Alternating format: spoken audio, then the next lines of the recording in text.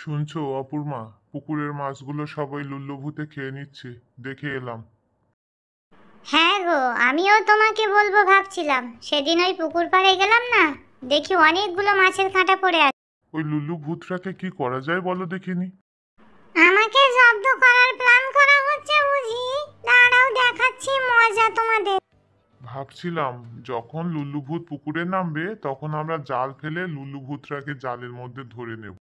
আচ্ছা, আমাকে তাহলে জাল ফেলে ধরার প্ল্যান করা হচ্ছে। লুল্লু ভূতটাকে ধরে আমরা এই ঘরে লুকিয়ে রাখবো, ভূতেরা ওকে কেউ আর খুঁজে পাবে না। আরে শালা, আমাকে মারার প্ল্যান করা হচ্ছে যে।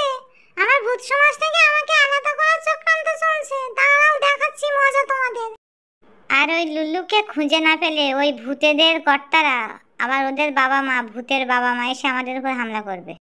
ওই সব নিয়ে তুমি ভেবো না, একবার লুল্লুকে শুধু বাগে পাই, তারপরে ওর মাছ খাওয়ার জন্য ওর ব্যবস্থা করে দেবো। ওকে দিয়ে আমি জঙ্গল পরিষ্কার করে নেব, কাজ করাবো ওকে দিয়ে। এবারে লুল্লু জব্দ হবে।